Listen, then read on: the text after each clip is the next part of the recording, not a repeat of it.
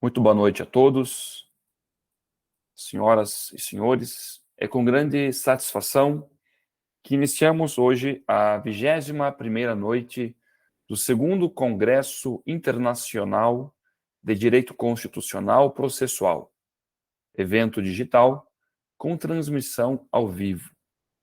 Trata-se de uma organização do Instituto Paranaense de Direito Processual, IPDP, com o apoio institucional do Tribunal de Justiça do Estado do Paraná, da Escola Judicial do Paraná, do Ministério Público do Paraná, da Escola da Magistratura do Paraná, da Escola da Magistratura Federal, da Escola Superior do Ministério Público, da União Ibero-Americana de Juízes, da Escola Judicial da América Latina e da COPEL.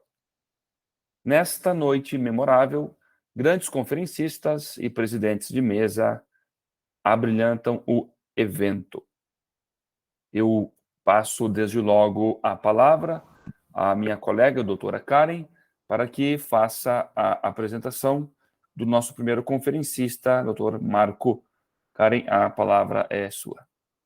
Boa noite. Então, daremos início aos trabalhos com a presença do excelentíssimo doutor Marco Félix Jobim, que proferirá a primeira conferência desta noite. Existe espaço para decisões estruturais na jurisdição constitucional. O doutor Marcos Félix Jobim é membro da comissão de juristas designadas pela Câmara para elaborar o Código de Processo Constitucional. É doutor em Direito pela Pontifícia Universidade Católica do Rio Grande do Sul e mestre em Direitos Fundamentais pela Universidade Luterana do Brasil, tendo realizado o seu pós-doutoramento na Universidade Federal do Paraná. É membro da Academia Brasileira de Direito Processual Constitucional, secretário adjunto do Instituto Brasileiro de Direito Processual. É advogado, palestrante, parecerista, membro do corpo editorial de revistas de renome, professor, autor e coordenador de diversas obras. Passamos então a palavra ao eminente conferencista. Muito boa noite. Gostaria de, inicialmente, saudar aqueles que integram esse ambiente virtual comigo, doutor Vinícius, a doutora Karen. Muito obrigado pela apresentação. Gostaria de dizer da minha felicidade de estar de novo nesse segundo evento internacional de direito processual constitucional, que, enfim, né, congrega vários professores de variadas partes do mundo, né, todos unidos aqui para debater o processo constitucional e, especialmente, o processo constitucional brasileiro, a partir da comissão que foi nomeada para a confecção, para a construção, para o pensamento daquilo que vem se chamando de CODECON, né, o Código de Processo Constitucional, ou a compilação das leis de processo constitucional do país. Gostaria de agradecer todos e todas, na pessoa do doutor João Sebastião Fagundes Cunha, José Sebastião Fagundes Cunha, e na sua pessoa, desembargador, agradecer, então, mais esse convite. O meu tema é um tema que eu tenho estudado já há algum tempo, desde o meu doutorado eu tenho me dedicado ao estudo do processo estrutural, das medidas estruturantes, das decisões estruturantes, e como me deram uma certa maleabilidade para escolher o tema desse ano, não tão concreto ao projeto de processo constitucional, eu acabei escolhendo se existe espaço na jurisdição constitucional para decisões estruturantes, que é um tema que eu também tenho ao lado do processo estrutural estudado, né, que são as decisões estruturantes ao redor do mundo, principalmente, né, nas cortes de vértice, nas cortes de sobreposição, né, nos tribunais superiores, nos tribunais supremos, nos tribunais constitucionais, enfim, nas cortes interamericanas, na corte europeia, enfim, o que o mundo tem decidido em sede de decisões estruturantes. Então, se há ou não há espaço na jurisdição constitucional, e aqui entendendo a jurisdição constitucional bem amplo, né? A adequação da tutela da Constituição e qual o papel das decisões estruturantes para esse fim. Então, eu sei que o nosso público tem uma variação que pode alcançar professores, pode alcançar doutorandos, pode alcançar mestrandos, pode alcançar especializandos, pode alcançar graduandos ou simplesmente pessoas que querem conhecer um pouquinho do direito e do processo constitucional brasileiro. Então, eu devo fazer alguns aportes sobre o que é decisão estruturante, o que é um processo estruturante ou estrutural, o que é uma medida estruturante ou medida estrutural, porque, caso contrário, né, a gente não vai ter uma compreensão daquilo que eu, eventualmente, né, vim a dizer para vocês, certo? Então, pretendo gastar alguns minutinhos antes de entrar nas decisões em sede de jurisdição constitucional para falar sobre o processo estrutural. O que é um processo estrutural? Eu vou dizer uma coisa meio óbvia, mas depois eu tento, né, de alguma forma, melhorar o que eu vou, eventualmente, agora falar. Processo estrutural é aquele que vem a lidar com um problema estrutural. Então, por isso que eu falei, né? Pode ser que eu não tenha dito nada, mas eu disse muito. Processo estrutural é aquele que vem a lidar com um litígio estrutural. Então, litígio e problema aqui como quase que como sinônimos. E o que é um litígio? O que é um problema estrutural? E aí é que está, né, a grande ideia para poder compreender o que é hoje o processo estrutural e, a partir daí, as decisões estruturais. Um problema estrutural é um problema que já está enraizado na sociedade. Ele já está enraizado há um bom tempo em entes públicos ou em entes privados. Ele é um ambiente adoecido, ele é um ambiente mal cuidado, ele é um ambiente no qual a omissão dos poderes ou das empresas faz com que aquele ambiente cada vez se torne mais arruinado, mais deteriorado. Então, quando eu tenho um ambiente assim, quando eu tenho um ente assim, quando eu tenho uma sociedade assim, eu preciso de uma resposta diferente daquela que o processo civil tradicional, daquela que o processo coletivo e daquela como os demais ramos do direito processual até hoje nos conferem. Eu preciso de um novo modelo de processo para cuidar desse problema que precisa de uma cura. Então, a primeira característica de um problema ou de um litígio estrutural, para a gente saber aonde que o processo estrutural vai ter voz, é conhecer esse estado de coisas irregular. Talvez essa nomenclatura fique mais fácil de compreender. Esse estado de coisas inadequado, muito utilizado em alguns países, né? Temos aqui professores da Colômbia, logo depois, um estado de coisas inconstitucional, que nós, no Brasil, né, conhecemos pelo julgamento da DPF 1347, que trata do sistema carcerário no Brasil. Então, conhecendo essa ideia inicial do problema estrutural, do litígio, que é exatamente esse estado de inadequação das coisas, eu começo a ter a ponta da ideia do que vem a ser, eventualmente, um processo estrutural. Mas isso não é a única característica de um problema ou de um litígio estrutural. Ao lado desse estado de coisas irregular, eu tenho outros. Eu tenho, por exemplo, aquilo que se denomina chamar de policentrismo. Marco, o que é policentrismo? Ele é um ambiente que causa desgaste a vários centros de atuação de pessoas, grupos ou subgrupos.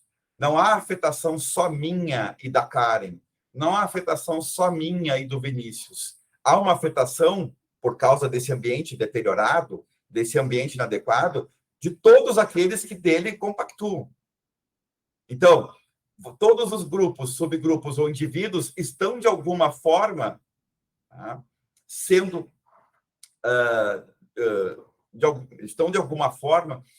prejudicados por aquele estado de coisas inadequado. E eu preciso, então, me dar conta disso. Então, eu tenho também, ao lado do estado de coisas inadequado, o policentrismo, que são vários polos, e em cada desses polos há problemas diferenciados. Eu tenho também multifatoriedade, né? Não é um único fator que causa aquilo. Há vários fatores que contribuem para aquele determinado ambiente estar daquela forma. A gente vai conversar sobre alguns casos, isso vai ficar mais fácil logo mais. Mas, em tese, vamos falar aqui no abstrato ainda, há múltiplos fatores que vão contribuindo gradativamente para que aquele ambiente se torne cada vez pior. Ao lado disso, temos a ideia da prospectividade. Um litígio ou problema estrutural, ele é prospectivo, ele é para o futuro. Eu não estou preocupado aqui com a jurisdição estrutural para o passado. Eu não estou preocupado aqui no estrutural com as indenizações, com as tutelas mais inibitórias propriamente ditas. Eu até posso ter tutelas inibitórias, mas para tentar resolver o problema para o futuro. A tutela inibitória vai cessar, mas eu preciso resolver o problema, e por isso esse caráter prospectivo. Então, isso muda um pouquinho a lógica do processo, né? Não é mais um olhar retrospectivo, é um olhar prospectivo para o futuro. Eu devo resolver isso aqui como? Então, essas são algumas características que vão conceder ao litígio ou ao problema o caráter de estrutural. E o que a gente vem falar aqui é exatamente eu preciso de uma resposta dentro do Poder Judiciário para isso. Eu preciso de uma resposta dentro de uma ordem jurídica, né, nacional ou estrangeira para isso, que venha a ser, para nós, o processo estrutural, que nada mais é, então, a adaptação do processo para que ele dê conta de resolver e de curar, eventualmente, esse litígio, esse estado desagregado de coisas, certo? Então, sabendo disso, eu começo a perceber que dentro de um processo estrutural eu vou ter decisões estruturantes. Esse é o nosso tema de hoje. Há espaço para essas decisões estruturantes na jurisdição constitucional? Há espaço dessas decisões estruturantes para que eu faça a adequação da Constituição à luz desses problemas? Então, vamos lá, vamos conversar sobre alguns casos e vamos mostrar que esse é um fenômeno não só brasileiro, mas ele é um fenômeno mundial, certo? O primeiro caso, aquele que a gente vai chamar de leading case, o caso mãe, o caso Kia, o caso raiz, é aquele que a gente chama de Brown versus Board of Education of Topeka, julgado em 1954, nos Estados Unidos, na sua Suprema Corte, que vai trabalhar com a ideia dos segregados, mas iguais, dos separados, mas iguais, que nada mais era uma doutrina baseada em leis, principalmente dos estados do Sul, da época em que a escravidão tinha acabado e queriam separar brancos e negros, e que a Suprema Corte, então, em 1896, disse que essa prática era constitucional. Então, começou a haver maior separação ainda, maior segregação de brancos e negros, desde que estivessem em espaços iguais.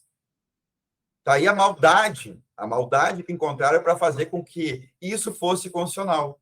Não quebraram, em tese, na cabeça deles, a barreira da cláusula da 14ª emenda, que é a cláusula da equal protection, né? Da igual proteção. Por quê?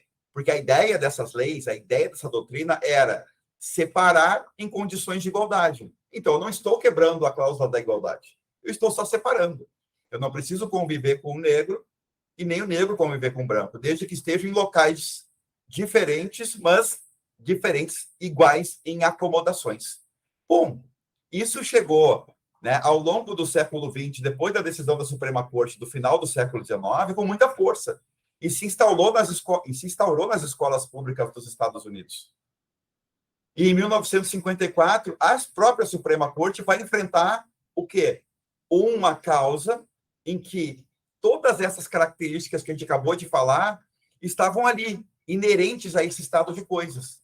Que estado de coisas era esse? O estado insuportável de segregação racial em escolas públicas nos Estados Unidos. Crianças segregadas pela cor.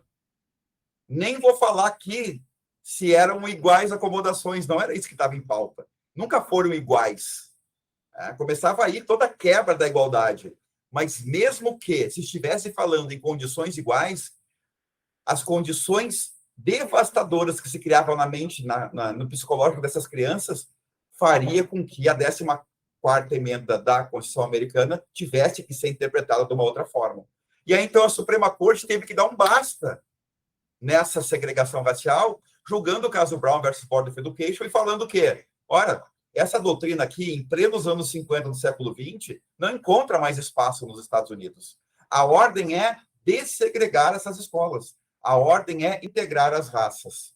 Pois bem, essa foi uma declaração da Suprema Corte de que não se admitia mais escolas segregadas.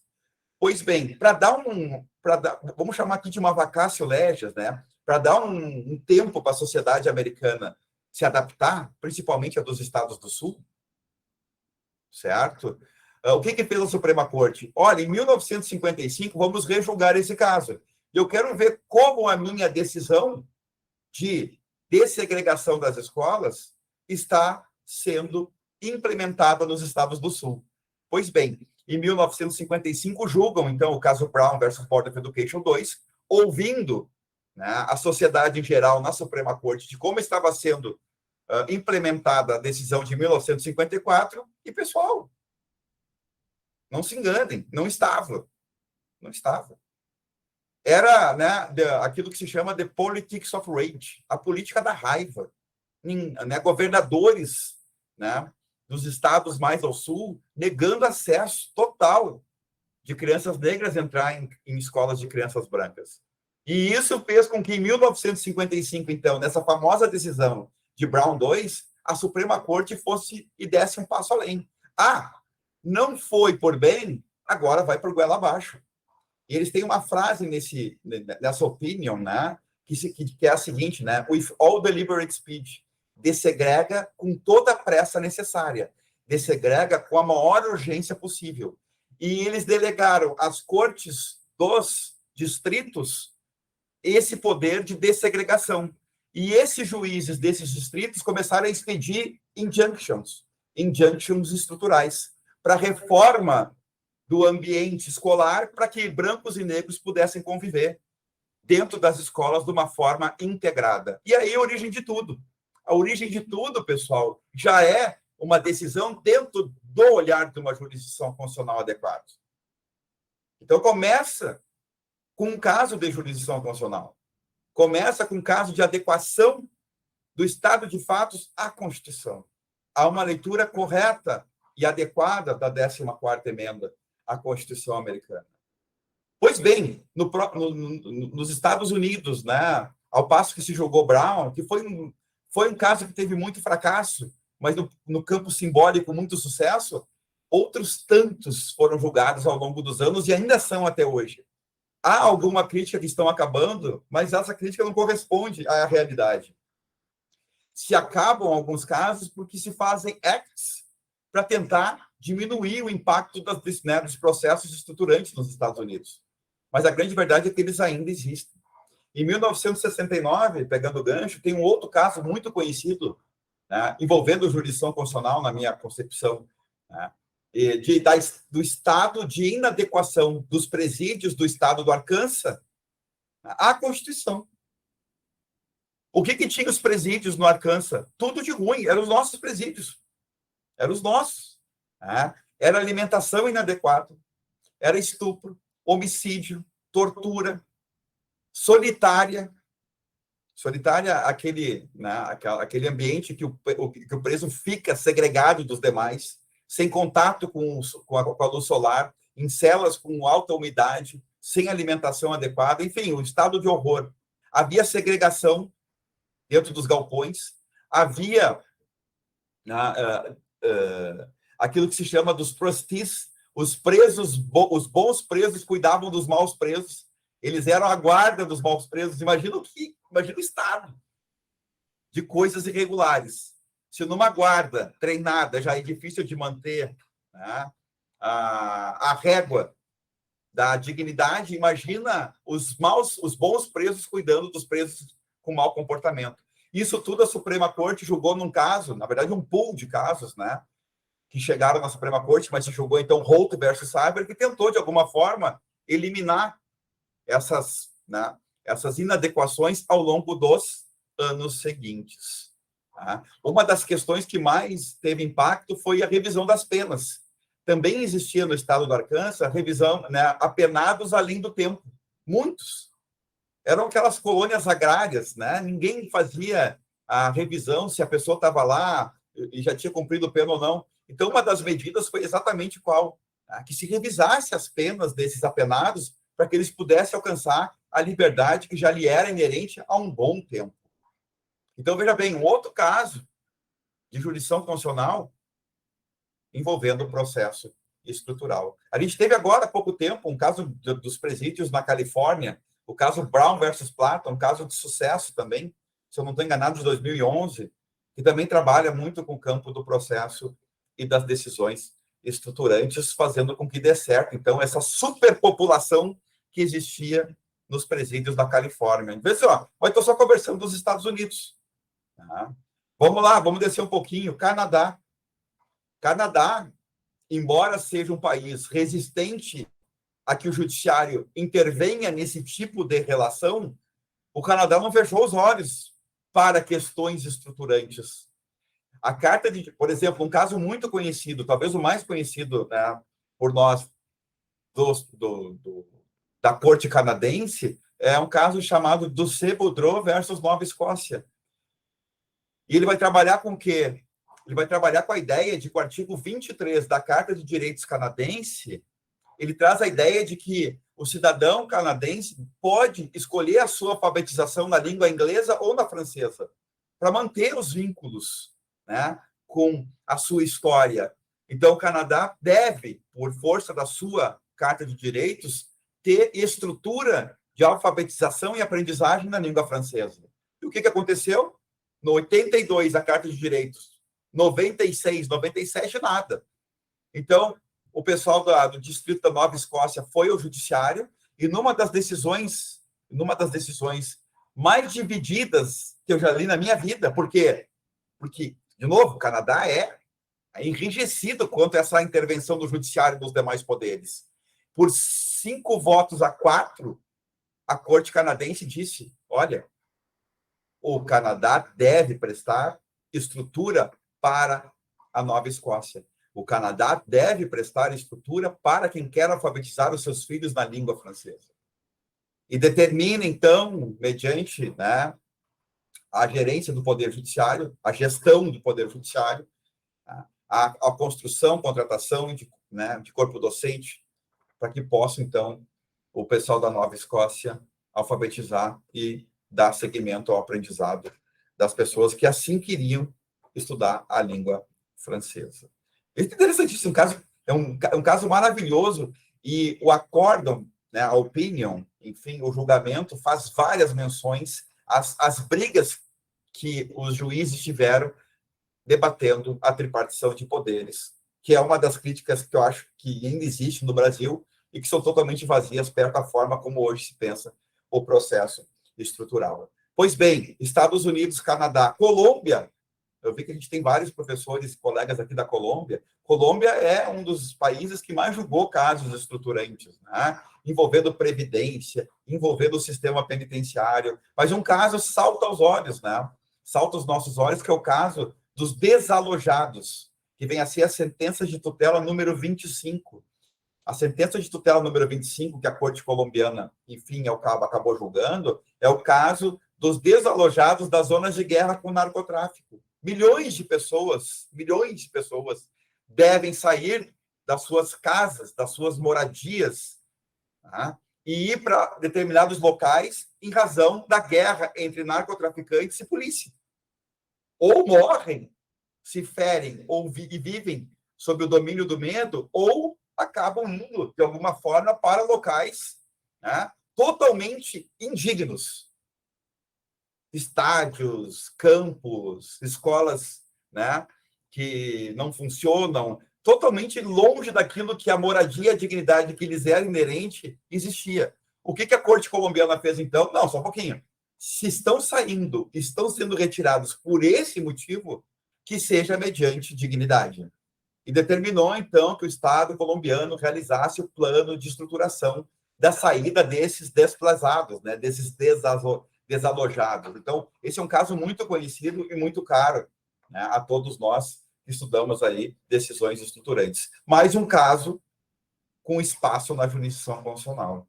A Argentina, a gente tem variados casos, a gente aprende muito com os nossos né, amigos e professores da Argentina, casos envolvendo presídios. Talvez presídios seja casos em que todos esses países acabaram julgando já. Casos envolvendo saúde pública e, em especial, um caso muitíssimo conhecido da despoluição da bacia Matanza-Riachuelo, que é o caso Mendonça, que é um caso que, desde 2009, já julgado na Suprema Corte da Nação da Argentina, trata da despoluição dessa bacia. E vem, ao longo de todos esses anos, sendo executada a decisão da Corte da Corte da Argentina, né, gradativamente cheia de problemas, cheia de críticas, mas ao seu passo e ao seu tempo, fazendo a despoluição. A bacia Matanza-Riachuelo era poluída há 200 anos, causando hoje prejuízo a uma população estimada de 3 a 5 milhões de pessoas, nos seus 200 quilômetros de extensão, salvo, né, engano meu. E a gente consegue ver, nesses casos, aquelas características que eu, já desde o início, tentei mapear para todos vocês. Então, vejam bem, né? Outro caso que nasce da adequação da tutela estrutural à Constituição, à jurisdição constitucional. Peru, envolvendo casos, né, de concurso público de falta de transparência da documentação. Caso Serquém é um dos mais conhecidos, em que a Corte Peruana determinou que o Estado não só entregue os documentos ao Serquém, mas, mais do que isso, né, estruture condições para que a transparência seja, ao fim e ao cabo, cumprida nos outros concursos, que não só para a magistratura. Ou seja, pessoal, só aqui, só nesse braço de cá do mundo, já várias decisões. Vamos atravessar um pouquinho para o outro lado? Vamos lá? Paquistão. Paquistão tem um dos casos mais impressionantes sobre litígio climático e a construção de uma infraestrutura com 22 cadeiras de debate sobre o clima dentro de um processo estrutural. Dentro da corte paquistanesa, saiu a decisão Ashgar versus Paquistão, em que se foi criada uma comissão para discutir o clima, e criasse estruturas para que, eventualmente, né, o clima no Paquistão fosse gradativamente, né, melhorado. Tudo isso a partir dessa decisão no Paquistão. Bangladesh, várias decisões envolvendo não um processo estrutural e decisão estruturante, como a gente conhece o nome, mas o processo civil de interesse público, que é praticamente a mesma coisa, mas com um nome diferente. Bangladesh. Índia lotada de casos envolvendo, né, não só moradia, saúde, mas envolvendo principalmente a questão da religião, das castas. Tá? Os Dalits, que não têm direitos, ou têm pouquíssimos direitos na Índia, que são 100 milhões, ascendem alguns direitos pela via do processo estrutural. Então, todo esse espaço destinado dentro do Poder Judiciário à jurisdição constitucional. A África do Sul. A África do Sul tem sido, né, o país que mais tem contribuído para novidades dentro de decisões estruturantes, porque a África do Sul conseguiu criar aquilo que se chama de Meaningful Engagement, que é o compromisso significativo, e que está ganhando a simpatia não só dos processualistas do mundo inteiro, mas dos constitucionalistas do mundo inteiro. Várias pessoas que acharam que processo estrutural era o juiz decidir, pura e simplesmente, começaram a ver nas decisões da África do Sul, decisões como Grootboom versus Governo da África, decisões como Oliver Road ou Joe Slovo, esse compromisso significativo envolvendo legislativo, judiciário, executivo e sociedade civil, para quê? Para a resolução desse problema, que é de todos e de todos, certo? Então, esse Meaningful Engagement, compromisso significativo, já foi, inclusive, alvo de projeto de lei aqui no Brasil, caiu em 2019, na Câmara de Constituição e Justiça, mas aposto que muito perto, porque estamos redescobrindo essas decisões da África do Sul, esteja de novo aí vivendo, né, pulsando em um novo projeto de lei. A África do Sul tem um dos casos mais significativos também em relação ao medicamento da AIDS. A África do Sul, ela tem aquela ideia, julgada pela corte africana, de que uma mãe, se tem o direito, se tem a possibilidade de não passar o vírus da AIDS por filho durante o parto, ela deve tomar um remédio que não tinha política pública para isso e tinha remédio. E a partir desse caso, tá? A partir desse caso, criou uma estrutura para que as mães, então, nos hospitais, pudessem tomar o medicamento que estavam vencendo nos depósitos a partir da atuação estruturante da corte africana. E esse caso, pessoal, ele criou nada mais e nada menos o Treatment Act Campaign, que é hoje, né,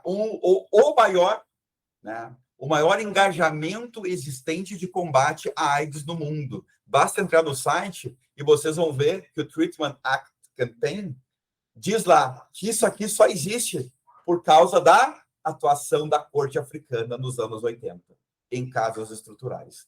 Então, é muito maior do que alguns pensam, né, de fazer críticas pequenas sobre as decisões, os processos e as medidas estruturantes.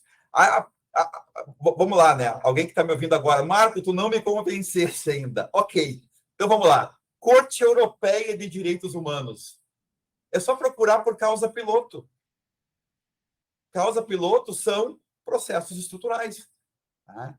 Casos em que a atuação da Corte e as recomendações da Corte Europeia mudou realidades inteiras dentro de alguns países.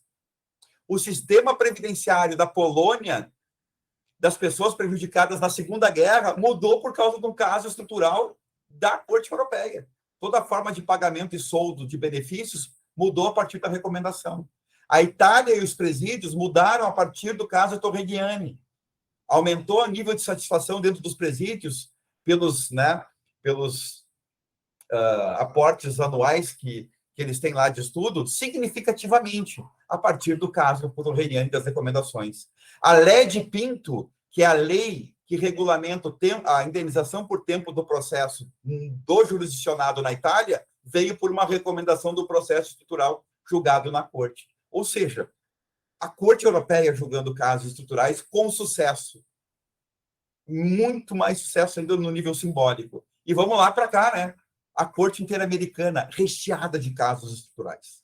Recheada de casos estruturais. E se vocês não querem comprar nenhum, porque não estão, né, se convencendo da minha fala, a gente pode só falar num de todas as dezenas que eu conheço que foram julgadas lá. A gente só tem, possivelmente, a Lei Maria da Penha por causa de um caso estrutural julgado na Corte Interamericana. A recomendação da Corte foi que o Brasil legislasse de um caso estrutural. O que o Brasil fez? A Lei Maria da Penha. Todo mundo beneficiado por uma legislação que começa lá no simbolismo da Corte Interamericana. Então, todo esse espaço é de jurisdição constitucional. E cai no Brasil como uma luva. O professor Owen Fiss, que foi meu marco teórico da minha tese lá de 2012, quando ele visitou o Brasil em 2004, ele falou, se tem um país que pode fazer isso dar certo, pelo que eu conheci dele, nesses dias que eu estou aqui, é o Brasil. Palavras do maior nome do processo estrutural do mundo. É o Brasil. Essa palestra está na internet, à disposição de todo mundo. São 80 folhas, porque ele veio para a FGV, com uma parceria com a USP, e enfrentou ali os mestrandos, doutorandos e professores de ambas as casas, e tem 40 páginas em inglês e 40 páginas em português. É só procurar, né? Owen Fiss, FGV, acham rapidinho, né? Ele dizendo essas frases aqui. E o Supremo Tribunal Federal decidindo processos estruturantes, casos estruturantes durante toda a pandemia,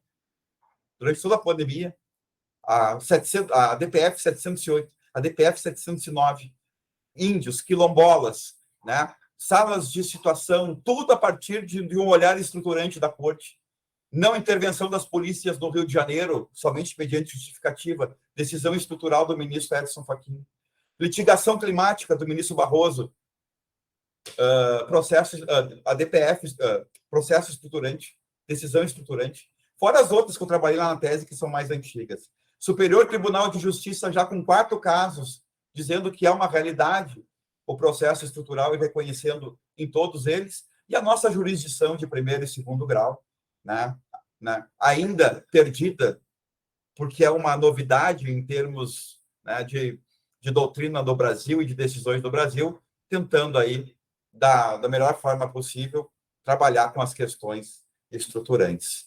Então, meus queridos e minhas queridas, eu sei que era meia hora, estou com 33 minutos, quis nesses 30 e poucos minutos dar empolgadamente, eu acho que, né, essa é uma característica minha quando eu falo do tema, quis empolgá-los e empolgá-las para que busquem aportes nos mais de 50 livros que existem no Brasil hoje sobre o tema, desde a minha tese de 2012.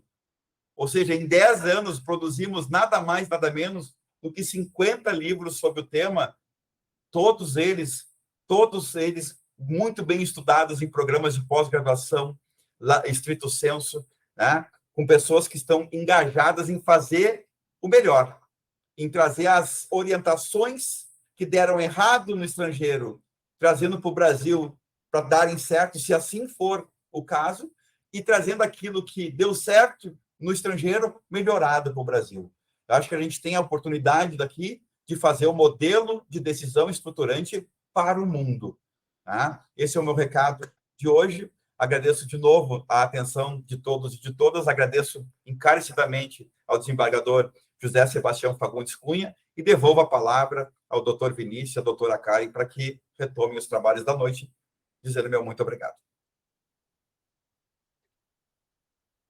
Professor, obrigado. Certamente a sua fala engrandeceu a nossa noite e tenho certeza que esse entusiasmo que o senhor menciona na sua fala nos contagiou a todos. A mim, certamente, contagiou. Nós lhe saudamos e agradecemos pela sua presença nessa noite, nesse evento. E passamos, então, agora damos continuidade aos trabalhos para a conferência do professor doutor Manuel Alejandro Pérez Valerro, professor.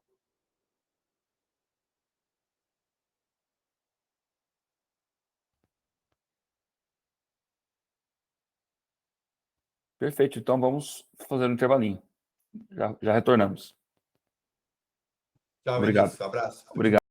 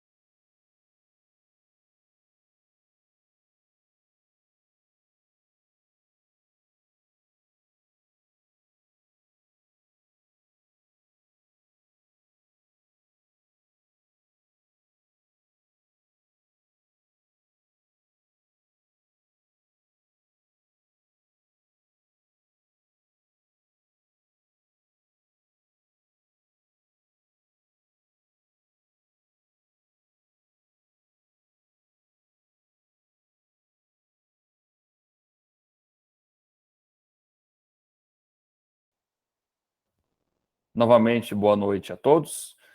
Retomamos os trabalhos desta noite do nosso Congresso Internacional de Direito Processual. Após a conferência do professor Marco Jobim, damos agora seguimento com a fala do nosso ilustre professor, diretamente da Colômbia, Manuel Alejandro Pérez Valerro, que proferirá a conferência intitulada Ação Popular em Código Processual Constitucional Colombiano. O professor Manuel Alejandro Valerro é advogado, formado pela Universidade Católica da Colômbia, com ênfase em Direito Constitucional, disciplinar e ambiental, com estudos em compliance, direito societário e boa governança corporativa. Com mais de 5 anos de experiência como pesquisador jurídico, o professor é também fundador e subsecretário da Associação Euro-Americana pelos Direitos Fundamentais e pesquisador da Universidade Católica da Colômbia. Professor, a palavra está com o senhor. Muito obrigado. Uma boa noite.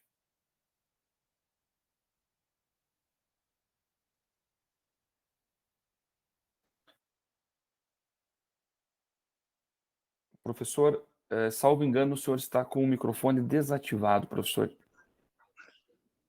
Muchas gracias, perdón. Buenas tardes. Antes que todo, muchas gracias por esta grata invitación por parte del Instituto Paranaense de Derecho Procesal a la profesora Samar Miranda, al profesor Vinicius Danasola, al profesor José Sebastián Fagundes y a todos aquellos que han hecho parte en el desarrollo de este evento académico que nos permitirá compartir y crear conocimiento. Pues bien, iniciaremos nuestra ponencia. Me disculparán si se me va un poco la voz. Actualmente me encuentro algo enfermo. Bogotá es algo fría, entonces disculpen. Iniciamos con nuestra ponencia indicando lo siguiente, y es la frase en el capítulo que señala la sistematización de las leyes es el primer paso de una población para entenderlas. El objeto de esta frase es precisamente que la población tenga el conocimiento suficiente de dónde está cada una de las leyes para que lo puedan ejecutar de una manera favorable dentro de su nación. Por ejemplo, en Colombia existen más de 100 normas, más de 130 normas que pretenden la protección de los derechos humanos, del medio ambiente, de los niños, de las niñas, de los adolescentes, de las mujeres, en fin, de las personas en condición de vulnerabilidad y de los sujetos especialmente protegidos constitucionalmente. Sin embargo, hasta para un abogado es muy difícil poder ubicar cada una de estas normas. Para esto podemos observar la codificación, o sea, la sistematización en el derecho procesal constitucional. En Colombia no contamos y no se ha desarrollado de una manera efectiva el derecho procesal constitucional por parte de nuestros congresistas. Por supuesto, hay académicos que han estado desarrollando este tipo de escenarios para que de esa manera la población tenga el conocimiento de cómo se protegen sus derechos fundamentales, cómo puede proteger los derechos económicos, sociales y culturales, así como los derechos e intereses colectivos, para que de esa manera se pueda articular de mejor manera dentro de su población. A partir de esto, podríamos encontrar dentro de un Código Procesal Constitucional lo siguiente: la protección a través de la acción de tutela, que en Colombia precisamente busca la protección de los derechos fundamentales. La regulación de la acción popular, que precisamente es nuestro tema dentro del capítulo y de esta ponencia, y es la protección para los derechos e intereses colectivos, como por ejemplo el derecho a un medio ambiente sano y la moralidad pública. Así como podremos encontrar las acciones de grupo en el cual al menos 20 personas se reunirán y estarán exigiendo que se les reconozca su derecho y se les resarza de alguna manera. O podríamos observar las modificaciones que se puedan encontrar a la Constitución política, lo cual se puede observar a través del referendo, del plebiscito, de una Asamblea Nacional Constituyente. Los obstáculos que tiene Colombia para este tipo de situaciones precisamente están dentro del Congreso, porque el derecho procesal constitucional no está, digamos, no es una ciencia, no se ha desarrollado de dicha manera en Colombia, sino, pues, por supuesto, se ha visto abocada hacia los estudios que diferentes académicos han desarrollado. Los congresistas tienen, en Colombia, tienen un equipo de trabajo al cual los denominamos UTL. Entonces, esto quiere decir Unidad de Trabajo Legislativo. Estas UTL agrupan a diferentes profesionales como abogados, sociólogos, economistas, psicólogos, todo eso con el objetivo de observar en la población cuáles son el tipo de leyes, el tipo de situaciones que son necesarias regular en el país y cómo estas mismas leyes pueden ser efectivas, pueden brindar una seguridad jurídica, buscan la protección hacia los principios como de publicidad o de legalidad. Pero, como les digo, aún no se ha desarrollado de esa manera. Para que se pueda desarrollar esto, la creación de un código procesal constitucional, indudablemente hay que modificar la Constitución. ¿Esto por qué? Porque pues estamos hablando precisamente del proceso en el ejercicio de la supremacía de la Constitución política. En la Constitución de Colombia de 1991, que es por supuesto la más reciente, ha tenido diferentes modificaciones en torno a la protección de los derechos fundamentales, en torno al ejercicio de los poderes políticos y se ha modificado en cuanto a la reelección. Inicialmente, pues el presidente en Colombia no podía ser reelegido a través de un acto legislativo, que es el medio de reforma a través del Congreso. Se hizo una modificación en la Constitución para que el presidente durante el término de 2006 a 2010, que era el expresidente Álvaro Uribe, pudiese ser reelegido. Sin embargo, el expresidente Juan Manuel Santos, después de haber sido reelegido a través del mismo sistema, decidió terminar con esta modificación en la Constitución y volvió a retomarla con la prohibición hacia la reelección. Este tipo de escenarios nos evocan ¿dónde podemos observar cuál es la ley que modifica la Constitución? Entonces, efectivamente, existe la ley que modifica la Constitución, pero pues no es fácil ubicarla, digamos, para una persona del común que no sea un abogado, que no sea un politólogo, por ejemplo. Podríamos preguntarle a un arquitecto, a un psicólogo, si sabe cómo se puede modificar la Constitución y muy probablemente nos digan como, no, tal vez no es posible o no conozco cómo se desarrolla este sistema. En Colombia la Constitución, o más bien el constituyente de 1991, fue muy sabio porque ingresó un artículo en el cual le obligaba a las instituciones educativas, tanto privadas como públicas, entonces en este caso observamos es a los colegios oficiales o privados, en el cual debían impartir la clase de Constitución. Por ejemplo, desde la experiencia en mi colegio la llamábamos democracia. Nuestros profesores nos enseñaban cuáles son sus derechos, cuál es la forma de protegerlos, existen estas acciones, pero aún así no sabíamos como, por ejemplo, la norma que regula la acción de tutela. ¿Cuál es? Es el decreto 2591 de 1991. ¿Cuál es la norma que regula la acción popular? Es la ley 472 de 1998. Este tipo de temáticas son mucho más enfocadas hacia ya precisamente aquellos que desarrollan el ejercicio de la abogacía en Colombia que para los mismos estudiantes. Las personas, por supuesto, en Colombia tienen conocimiento de cómo se le puede proteger sus derechos fundamentales, la tutela, pero cómo la pueden desarrollar, cómo la pueden presentar ante un juez. Realmente es muy sencillo, porque lo pueden hacer de manera verbal, una carta escrita también es posible. Sin embargo, hay una pequeña diferencia cuando nos encontramos ante la acción popular. La acción popular, entonces, protege los derechos colectivos, pero ¿cómo los protege? Entonces, primero debemos ubicarnos dentro de un espacio en el cual el medio ambiente o la moralidad pública o un sector de la población se encuentra afectado. Entonces, listo, esto ya va reduciendo cómo es que la población conoce la acción para ejercer sus derechos.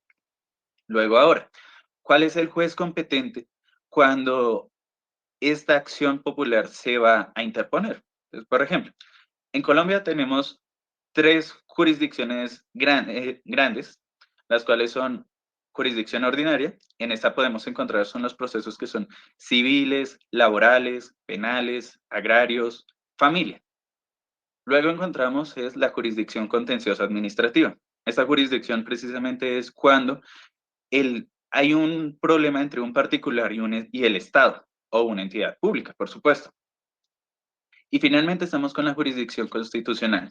En Colombia todos los jueces son constitucionales, por ende tienen toda la facultad para conocer de las acciones de tutela tanto como de las acciones populares.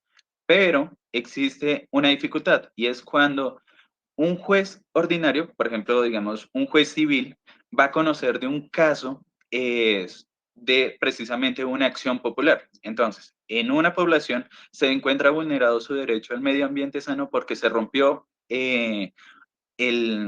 la tubería que precisamente les brinda agua potable, riega sus cultivos, alimenta a su ganado, etcétera.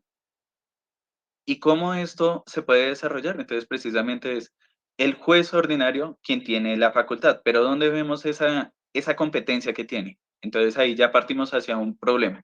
Nos vamos hacia otra norma, no literalmente la que regula la acción popular, sino cuál es el procedimiento dentro de la jurisdicción ordinaria. Entonces, a esto nos vamos al Código General del Proceso. Esta es la Ley 1564 de 2012. Entonces, en esta podemos encontrar el juez civil del circuito tendrá conocimiento hasta cierta cantidad de la cuantía, será competente para conocer de algunos daños y hasta ahí llegaría. Su segunda instancia, por ende, sería el tribunal de la jurisdicción ordinaria. Entonces, en este caso podría ser Tribunal Superior Civil. Cuando nos encontramos es ante la afectación por parte del Estado, una entidad pública, un particular que ejerce funciones públicas, entonces estamos con un juez administrativo. Entonces, esta es otra norma. Y estamos ante el Código Procedimiento Administrativo y de lo Contencioso Administrativo. Aquí los jueces, pues, como lo mencioné anteriormente, precisamente tienen la facultad para conocer de aquellas agresiones que se hayan presentado con el Estado, con una entidad pública, un funcionario, para con un particular o una persona jurídica. Entonces, es en esta situación en la que hay que voltear la ley, revisar cuáles son las funciones, cuál es la forma de conocimiento de estos jueces, cuál es el procedimiento dentro de las audiencias, porque pues una cosa es dentro del procedimiento ordinario y otra cosa dentro del procedimiento administrativo. Han existido diferentes modificaciones en estos años, precisamente a raíz del COVID. Podemos observar que ahora el Poder Judicial en Colombia ha avanzado hacia la virtualidad. Entonces, por ejemplo, una conferencia como la que estamos haciendo en este momento, similarmente se está desarrollando con las audiencias judiciales. Con ello, se han estado mitigando ciertos espacios dentro de los juzgados, por ejemplo, la congestión judicial, pero de personas, no de procesos, que se tenían dentro de un tribunal o dentro de las instalaciones de los juzgados, ya no se ve tanto como se veía hace 2 o 3 años. Ya es más fácil conocer cada uno de los procesos a través de una página web, pero sigue estando esa dificultad de conocer cómo puedo articular una acción que proteja mis derechos. Esto generalmente, y hago esta aclaración, es porque precisamente la acción de tutela y la acción popular no requieren de un abogado. Con un latinazgo encontraríamos perdón, un momento.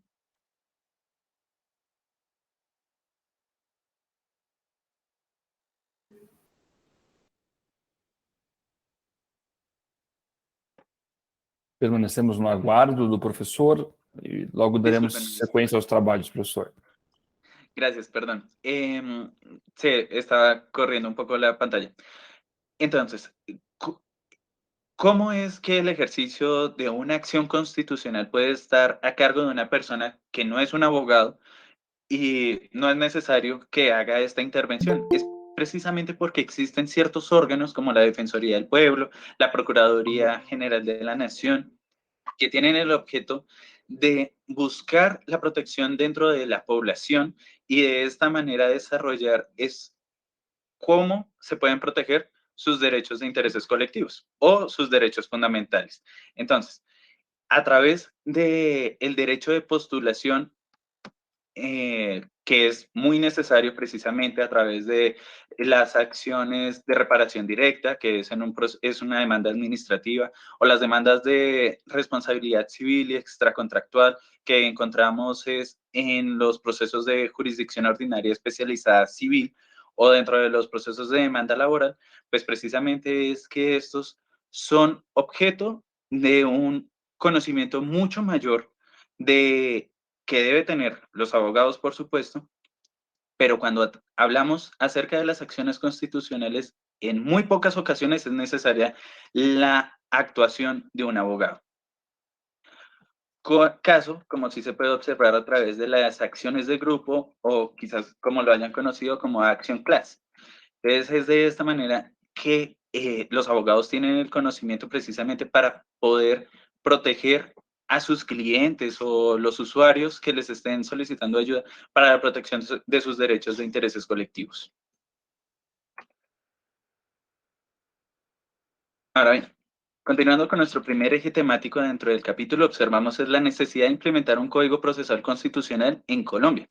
Entonces, como lo hemos mencionado, este permitiría articular de manera uniforme cómo es el procedimiento para el desarrollo de las acciones constitucionales, las reformas de la Constitución, las acciones constitucionales como la tutela, la acción popular, la acción de grupo, permitiendo que se desarrolle una seguridad jurídica dentro de su población. Entonces, me permito identificar cuál es la seguridad jurídica. Entonces, esta sería la certeza de los ciudadanos, en este caso, aquella población colombiana que se encuentra aquí. Por supuesto, pues, los extranjeros podrían hacer parte de esto,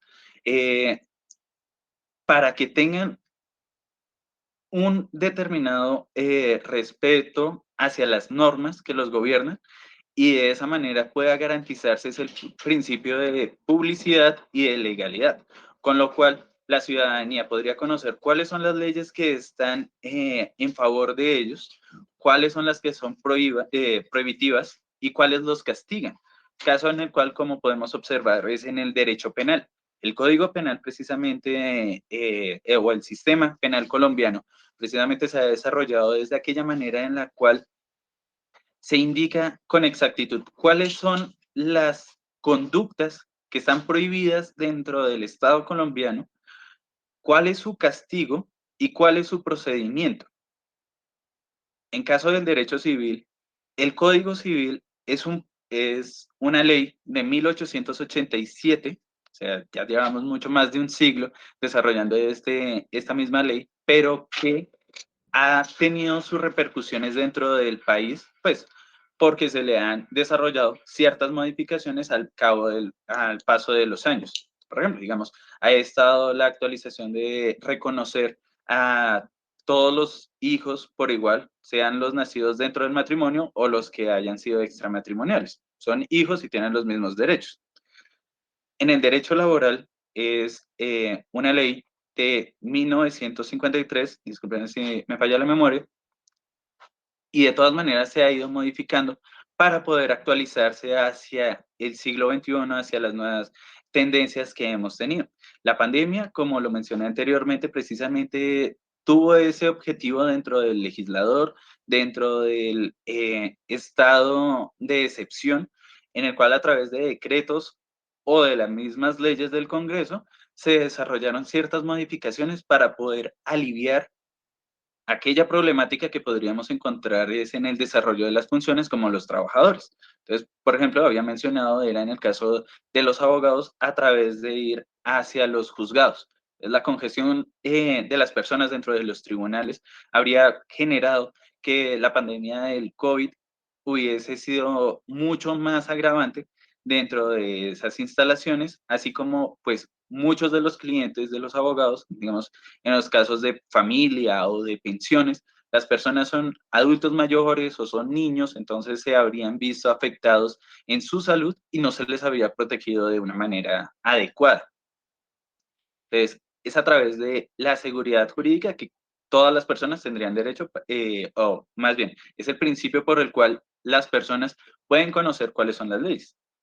Y en el caso con la eficacia jurídica, podríamos precisamente observar cómo se cumple esta norma. Por ejemplo, el Código Penal hace referencia a cuáles son las conductas que no se pueden desarrollar en el país. No matarás, no violarás, no secuestrarás.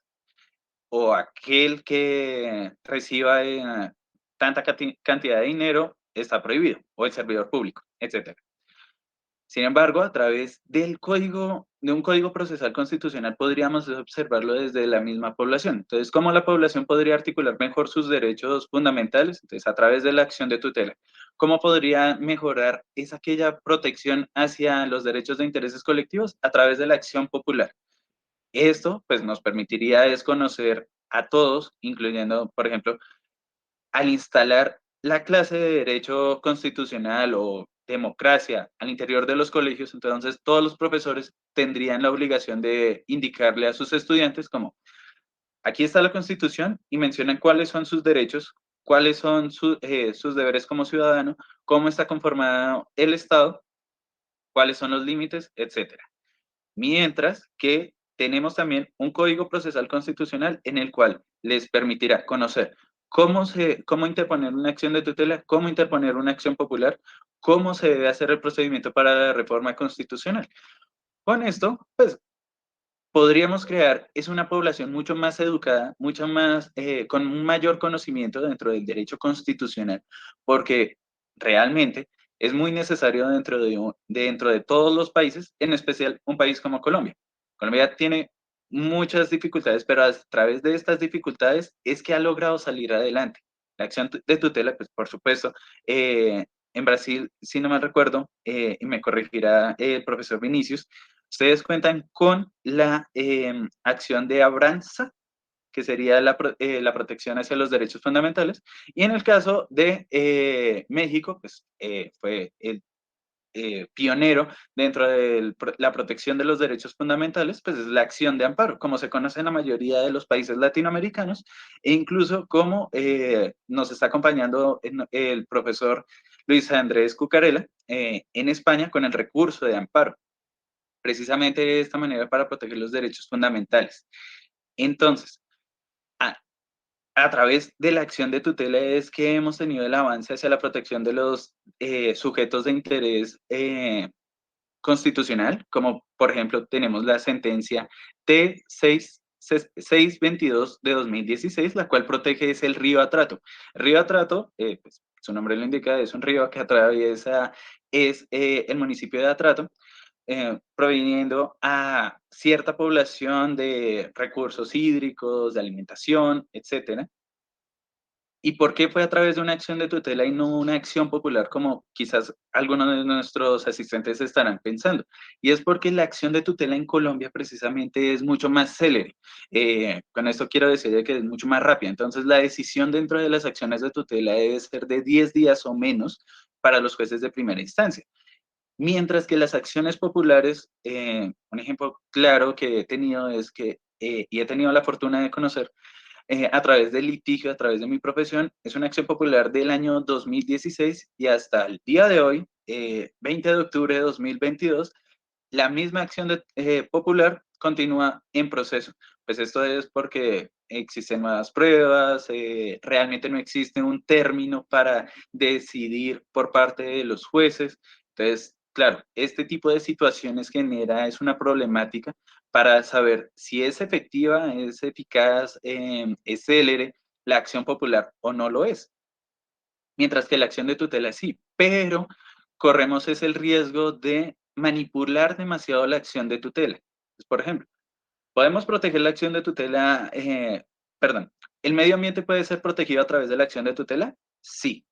Esto es por la celeridad, esto es para la protección de los derechos de la población que se encuentra dentro de este territorio, pero también lo podemos hacer a través de la acción popular, sí, también, pero este tiene un riesgo y es que es más demorado o no se le podrá resarcir los derechos efectivamente a la persona, o sea, digamos, económicamente. La acción popular, precisamente la colombiana, no permite que quien la interponga tenga un reconocimiento económico en la protección o el resarcimiento de sus derechos. La acción de tutela tampoco, pero existen sus excepciones. Esto jurisprudencialmente la Corte Constitucional lo ha determinado en diferentes sentencias y a su vez diferentes jueces en primera instancia, los tribunales, han desarrollado su propio concepto de cuándo podría ser necesario ese resarcimiento. Situación muy diferente a cuando se ejerce una acción de grupo, porque precisamente es el motivo que tiene una población, como lo mencioné, 20 individuos solicitando el reconocimiento, el resarcimiento de sus derechos para que haya una compensación. Anteriormente, pues, si se enfocan en la ley 472 de 1998, inicialmente sí se había permitido una compensación a aquellas personas que interpusieran la acción popular, pero este era porque el objetivo era ayudar a la población. Entonces, por ejemplo, las rampas, para poder ingresar a una edificación, por ejemplo, las personas en silla de ruedas, muchas personas en camillas, o los carritos en el que las familias llevan a sus bebés, pues no tenían este acceso.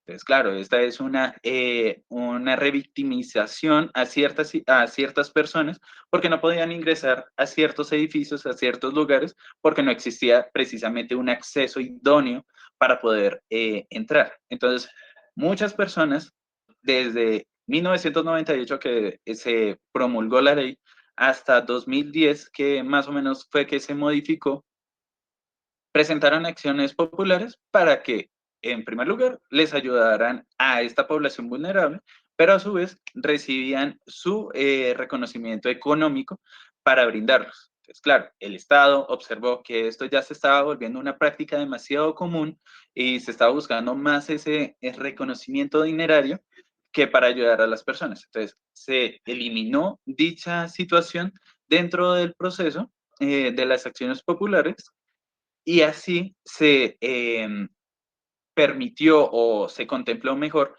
que la población estuviese más enfocada en ayudar a su prójimo que a buscar una satisfacción económica para ellos mismos. A partir de esto, entonces, continuamos con la acción popular, lo cual iniciaremos con sus inicios. En Colombia, no es que la acción popular se haya originado desde la Constitución de 1991 a través del artículo 88, sino que ya tenía un antecedente, y este antecedente precisamente es en el Código Civil. Entonces, como le comentaba anteriormente, nuestro Código Civil es de 1887, hace más de un siglo, y en el artículo 1005 se hacía la mención hacia las acciones populares o acciones municipales. Pero estas tenían el objetivo, perdón, era que se le exigiera a los municipios, por si acaso, Colombia es un estado unitario y su distribución es por departamentos, distritos y municipios. Estas son las entidades territoriales. Muy diferente a como ocurre en países federados, en estados federados, como puede ser Brasil, Estados Unidos o México. Entonces, a través de las acciones populares del Código Civil, los ciudadanos le exigían a su municipio, a los alcaldes, que desarrollaran ciertas actuaciones para la protección de la misma comunidad. Entonces, este podría ser la creación de un acueducto. Hacia 1887, aún en muchas partes en Colombia, por supuesto, se encontraban los pozos en los cuales se sacaba el agua. Entonces, pues, para que esta población tuviese una mejor distribución de este recurso hídrico.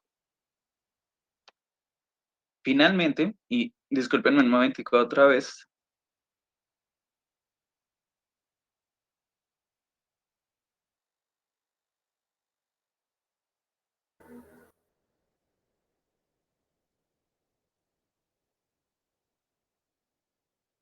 Logo daremos sequência. Professor, tem a palavra. Muchas gracias. Entonces, a través de esta acción popular se estuvo desarrollando desde el Código Civil en consonancia con la Constitución de 1886, hasta precisamente la Constitución de 1991. Se preguntarán por qué hubo un cambio dentro de las constituciones, y es que esto precisamente ocurrió porque en Colombia estábamos atravesando una situación de violencia sistematizada, el narcotráfico. Entonces, a través de movimientos ciudadanos, podrán observar como la séptima papeleta, grupos de estudiantes de universidades como el Colegio Mayor la Pontificia Universidad Javeriana o la Universidad del Rosario, estuvieron convocando a diferentes sectores como periodistas, políticos, abogados, identificando que no habían acciones que permitieran la protección hacia los derechos fundamentales. Colombia desde hacía 20 años antes de 1991 ya había reconocido, ya había ratificado la Convención Americana de Derechos Humanos.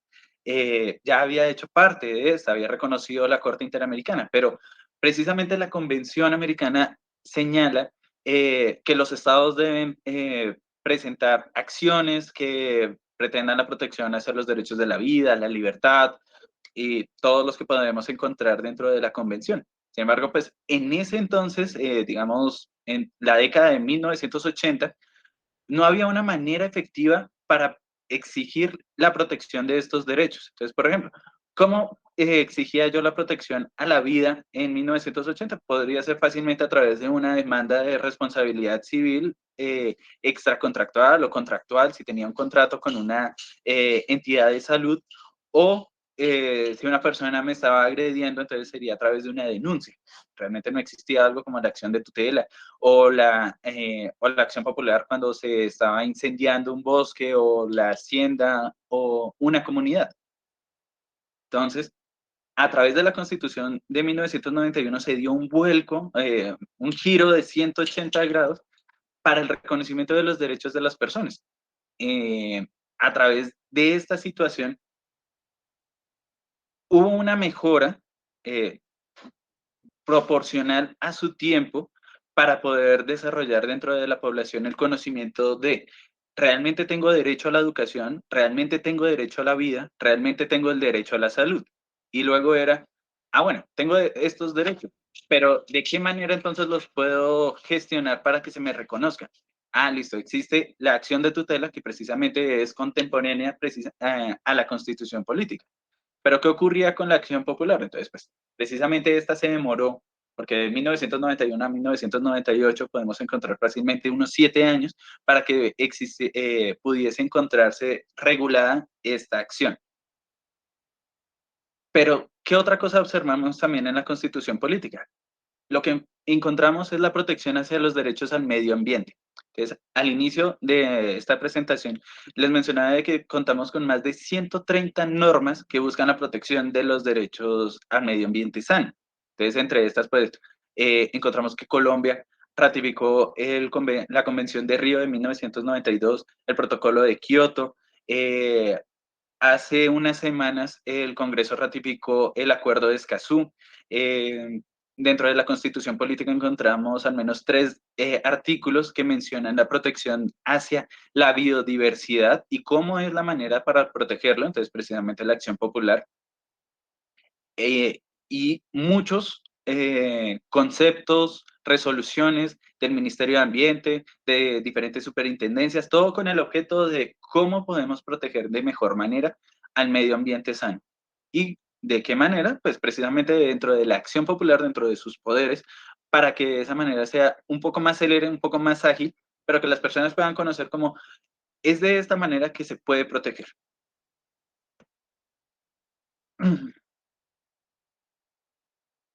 Entonces, la acción popular pretende es la prevención de un daño. Entonces, si una persona observa que que se puede generar un daño, no sé, por ejemplo, a través del fracking, porque dentro de este territorio existen aguas subterráneas que precisamente tanto Brasil, Colombia, Venezuela, todos los países, básicamente casi todos los países que contamos con la Amazonía, tenemos es una gran fuente de agua subterránea.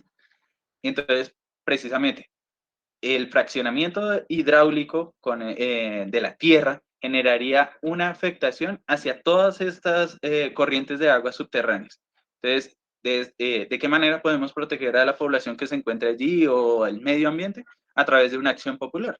Esa sería la prevención, pero también entonces estamos con la protección. Cuando ya existe dicha afectación hacia el recurso hídrico o hacia el medio ambiente, entonces la exigencia de la acción popular va encaminada a terminar, la decisión del juez es terminar por parte de aquel agresor hacia el medio ambiente. ¿Cómo se puede desarrollar? Es un resarcimiento hacia el medio ambiente sano. Y de esa manera es como, por ejemplo, aquella entidad que esté desarrollando el fracking dentro del territorio es, primero retírelo y ahora contenga todo ese daño que está afectando a la población. Y luego, ¿cómo vamos a resarcir, o más bien, cómo la entidad va a resarcir este daño al medio ambiente? Entonces, muchos se han pronunciado indicando como, listo, si talamos 5 árboles, vamos a sembrar 20 árboles más. O en el caso de las minerías ilegales, que es un gran problema dentro del país, porque este tipo de personas, pues precisamente no están dentro de la legalidad y recurren a ciertas artimañas o existe la corrupción, entonces muchas de las personas no denuncian, lo dejan pasar, pero existe el daño. Entonces, bueno, entonces ahora es, retire todos los escombros, retire toda la maquinaria que está afectando, busque la manera en cómo realizar que el agua vuelva a ser potable, cómo cómo los árboles, las plantas puedan renacer dentro de este territorio para que de esa manera haya una mejor, exista un equilibrio ecológico dentro del determinado territorio.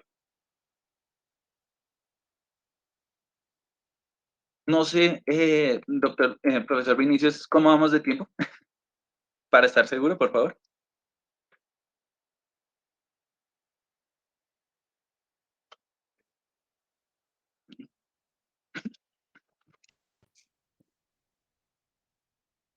O senhor pode dar prosseguimento, me parece, Matheus, que está cronometrando o tempo para as considerações finais. Talvez, Matheus, como é que estamos?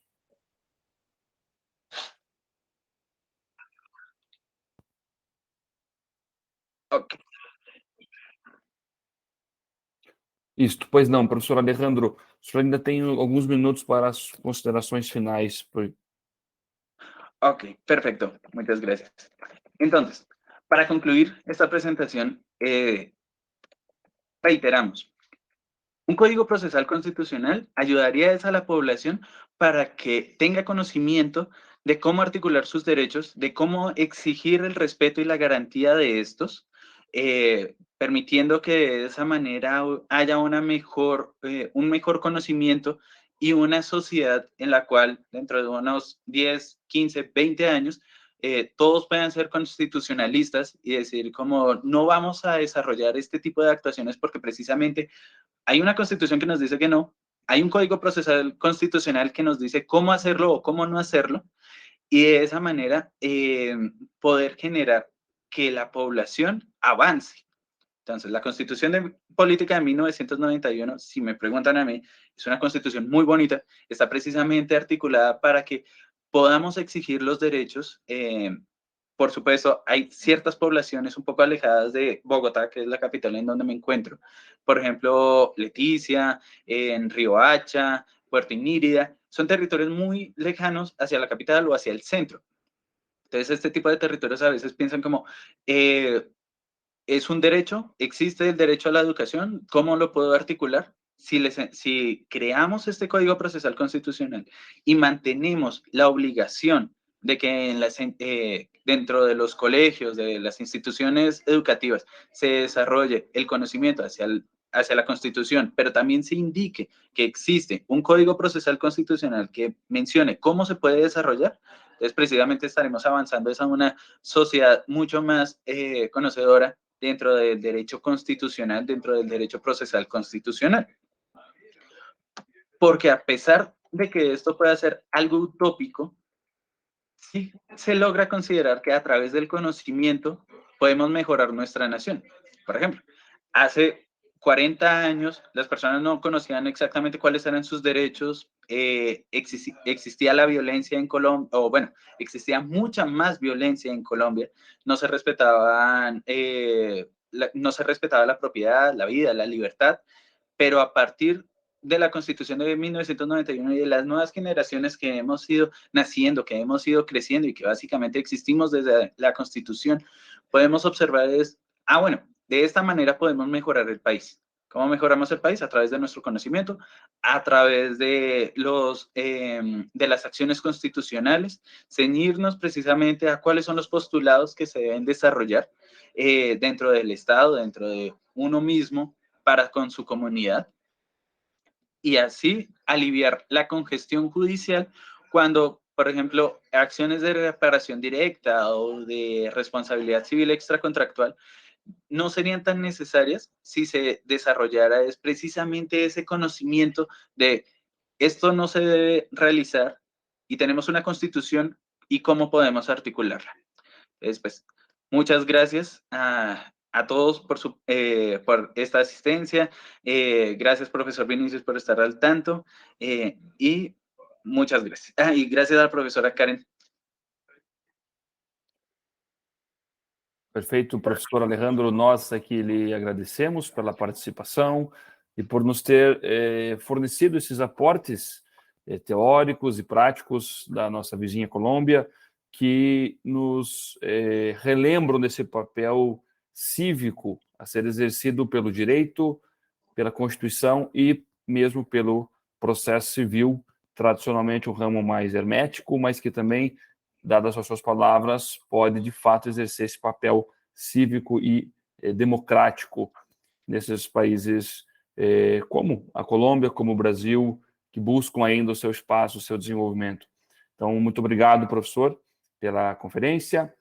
Nós damos agora prosseguimento aos trabalhos com a conferência do professor Luiz Andrés Cucarella Galeana, e eu desde já lhe agradeço, professor, por ter permanecido conosco. O senhor fala de Valência, não é?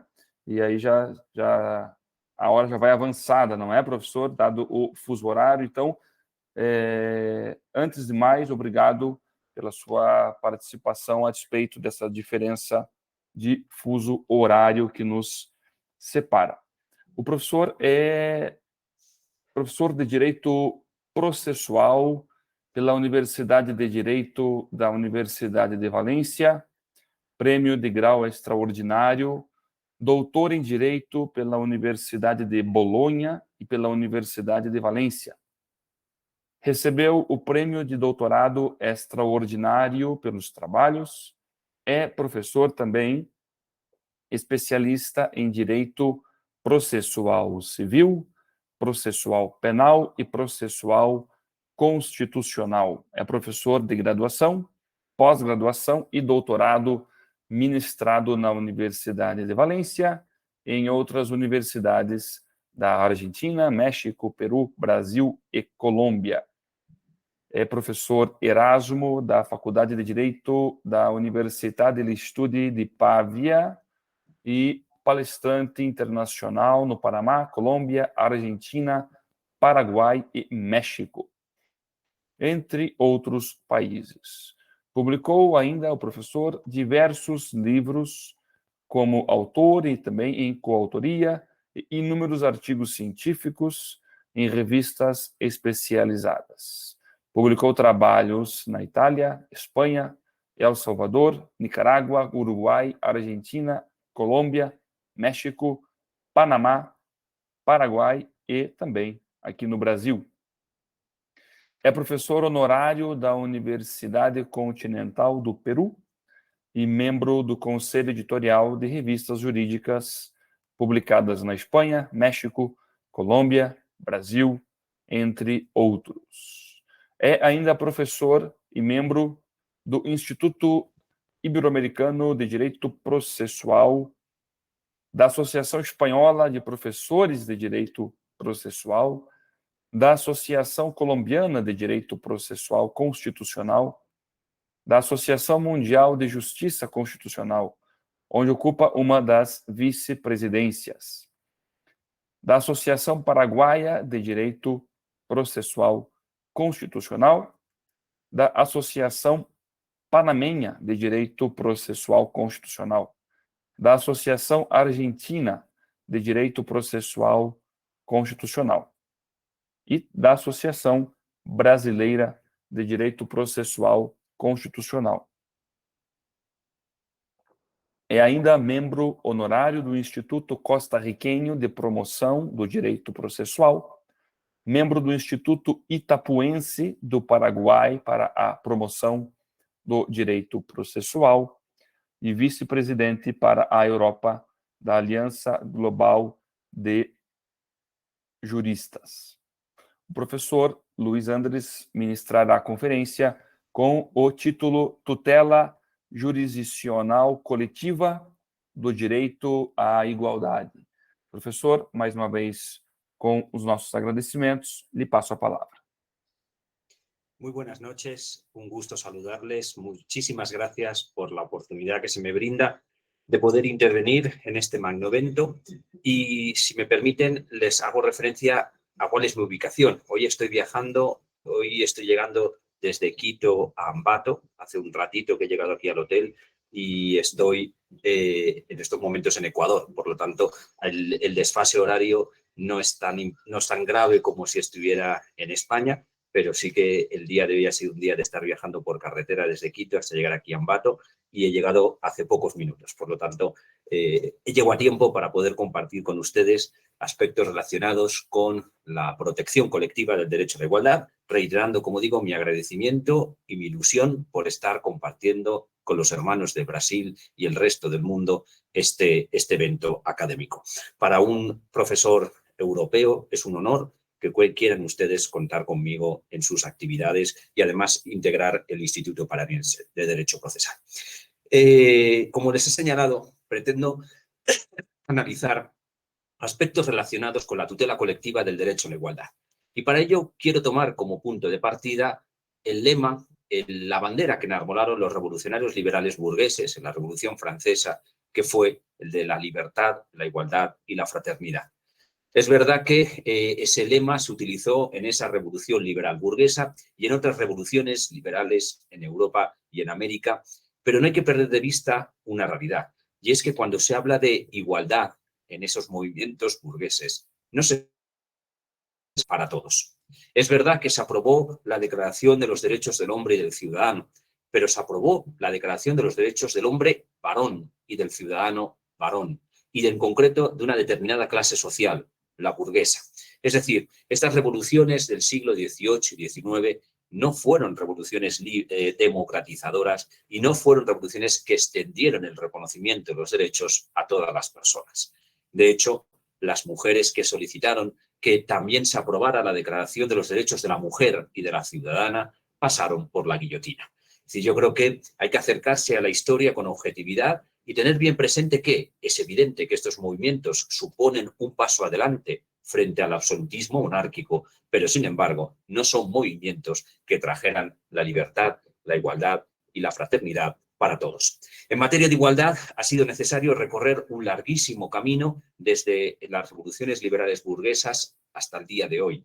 Y yo creo que hay un punto de inflexión que lo marca sin lugar a dudas la crisis que genera la gravísima violación de derechos humanos producida durante la Segunda Guerra Mundial, antes y durante la Segunda Guerra Mundial, en la medida en que a partir de ese momento se empieza a avanzar en la universalización de los derechos. Es decir, tras la Segunda Guerra Mundial, a la vista de las gravísimas violaciones de derechos humanos que se han producido, no es ninguna casualidad que se aprueben textos constitucionales como en Alemania, en Austria, en Francia o en Italia, por citar ejemplos europeos, que reconocen un gran número de derechos fundamentales y libertades públicas, y tampoco es ninguna casualidad que se apruebe en el seno de Naciones Unidas la Declaración Universal de los Derechos de las Personas o que en el ámbito europeo, por ejemplo, se apruebe el Convenio de Roma de 1950.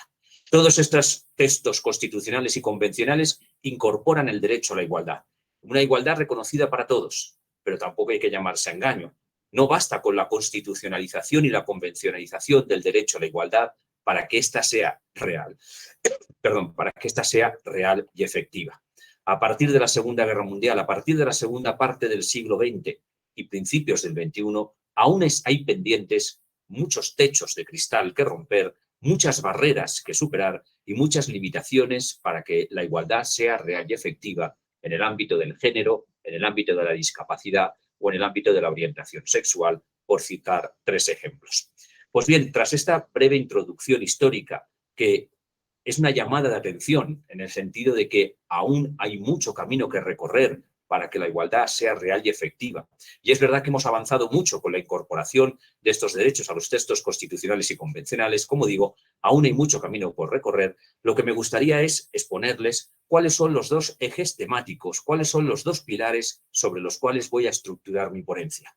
Porque en concreto me gustaría analizar en primer lugar aspectos relacionados con los avances en materia de igualdad que se están produciendo en mi país. Creo que puede ser interesante que comparta cuáles son las novedades, sobre todo que desde un punto de vista procesal, se han introducido con la Ley 15 de 2022 de 12 de julio. Fíjense cómo recientemente, hace pocos meses, en España se ha aprobado una ley integral en materia de igualdad que aborda el fenómeno discriminatorio desde diferentes perspectivas y que nos ofrece soluciones desde un punto de vista procesal para combatir las discriminaciones. Ese será el primero de mis ejes temáticos, el ámbito interno. Creo que puede ser interesante, como digo, compartir con ustedes esta dimensión interna en el sistema procesal civil español. Pero posteriormente daré el salto al ámbito internacional. Perdón, porque el frío de esta zona me está afectando la garganta. Bueno, como decía, después daré el salto al ámbito convencional, al ámbito internacional, porque creo que puede ser interesante que comparta con ustedes las tendencias jurisprudenciales del Tribunal Europeo de Derechos Humanos en materia de igualdad, en el reconocimiento sobre todo de los sujetos con legitimación para acceder al Tribunal Europeo, para ver cuáles son los derroteros que se están siguiendo en materia de igualdad en ese tribunal regional en materia de protección de derechos humanos. Como ven, esos son los 2 pilares y teniendo aquí el cronómetro delante y para ajustarme a tiempo, empiezo con el primero de ellos. Hace un momento les compartía que en España se ha aprobado recientemente, el 12 de julio, la Ley 15 de 2022. Ley integral en materia de igualdad. Ley que enfrenta el fenómeno de las eventuales discriminaciones por la razón que sea desde diferentes puntos de vista. Y evidentemente, como en mi condición de procesalista, me gustaría compartirles cuál es la perspectiva, cuáles son las novedades que desde un punto de vista procesal se han introducido en esa ley. En concreto, la Ley Integral en materia de igualdad ha impactado en la Ley de Enjuiciamiento Civil. Para que ustedes me puedan entender, la Ley de Enjuiciamiento Civil es el Código General del Proceso o el Código Procesal Civil en España.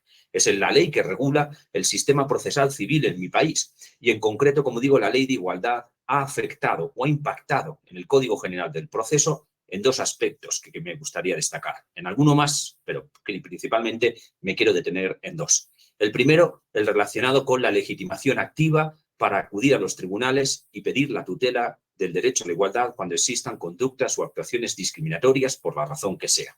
Y en segundo aspecto, analizaré aspectos relacionados o cuestiones relacionadas con la prueba, porque acudir a un proceso y presentar una demanda por conductas o actuaciones discriminatorias, si aplicamos las normas clásicas sobre carga probatoria, la parte demandante tendría que demostrar la existencia de la discriminación. Y muchas veces resulta difícil, por no decir imposible, demostrar ante un tribunal que han existido conductas o actuaciones de carácter discriminatorio.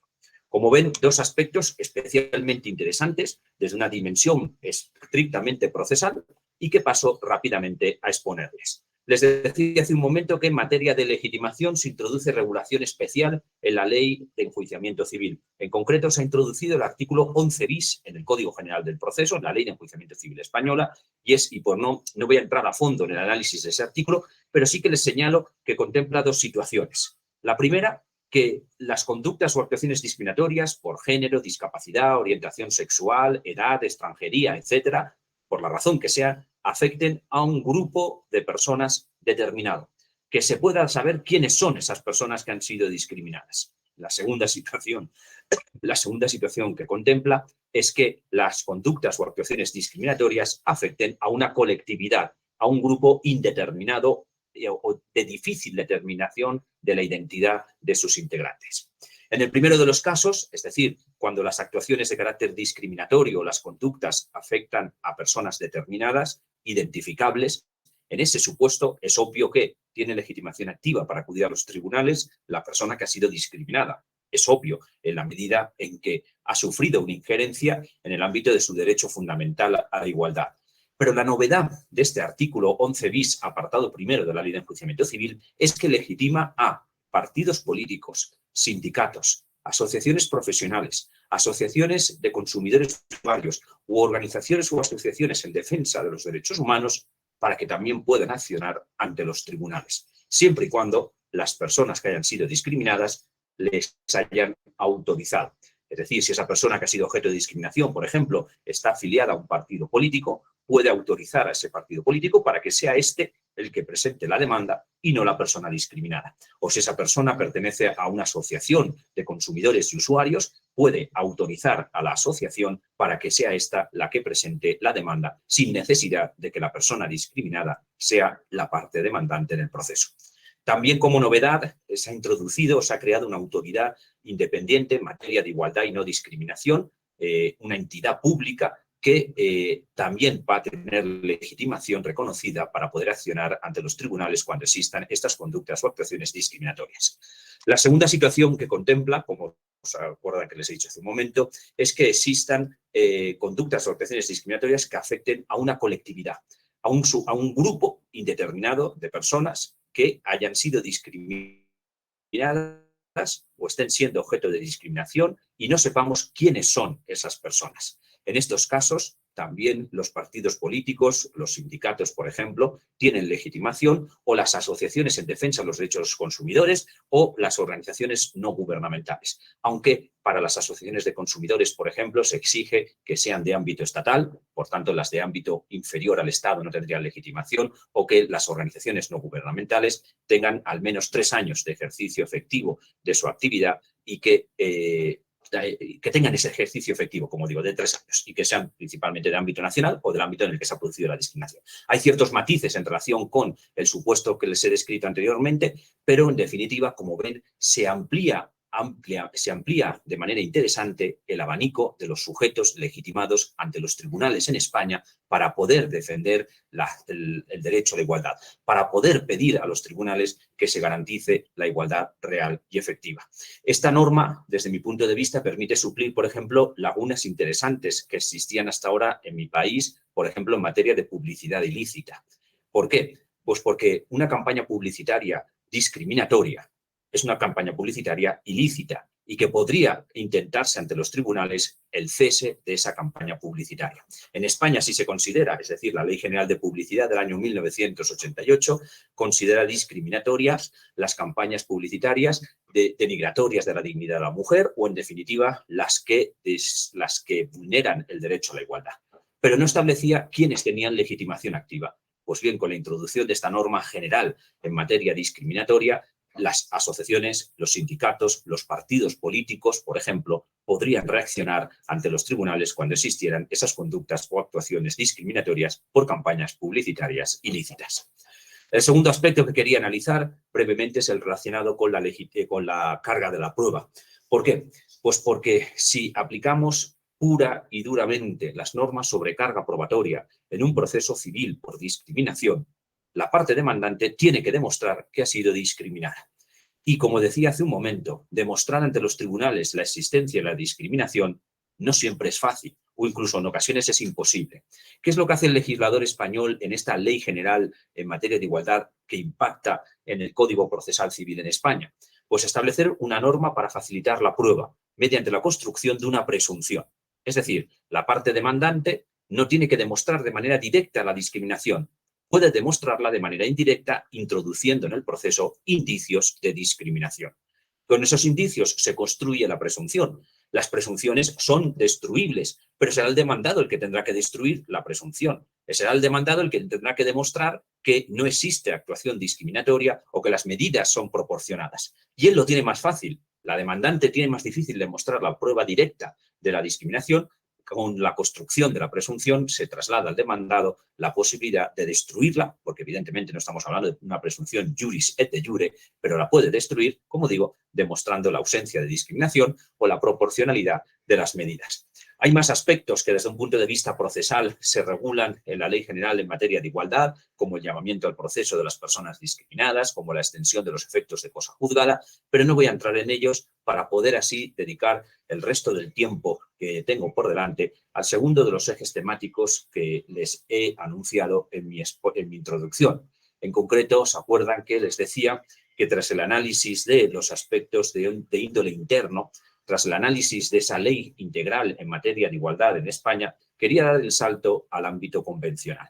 Quería compartir con ustedes algunas orientaciones desde un punto de vista jurisprudencial que se han iniciado hace unas décadas o que son más recientes y con las que el Tribunal Europeo de Derechos Humanos está avanzando para facilitar el acceso al tribunal en materia de igualdad y, sobre todo, para que sus sentencias sean más efectivas en esa materia. Para ello me van a permitir que les subraye una diferencia interesante entre el sistema europeo y el americano, en la medida en que, como ustedes saben, en el sistema interamericano de protección de derechos humanos, las víctimas pueden acudir a la Comisión Interamericana. Es decir, si hubiera una persona que ha sido discriminada y considera que se ha violado ese derecho a la igualdad reconocido en el Pacto de San José, puede acudir a la Comisión Interamericana y presentar la correspondiente denuncia. Pero fíjense, en el sistema interamericano, las víctimas tienen legitimación para denunciar, no tienen legitimación para demandar ante la Corte. La legitimación, es decir, la posición jurídica habilitante para poder demandar ante la Corte Interamericana, la tiene la Comisión Interamericana. Es, dicho con otras palabras, quien va a ocupar la posición activa en el proceso seguido ante la Corte Interamericana es la Comisión Interamericana.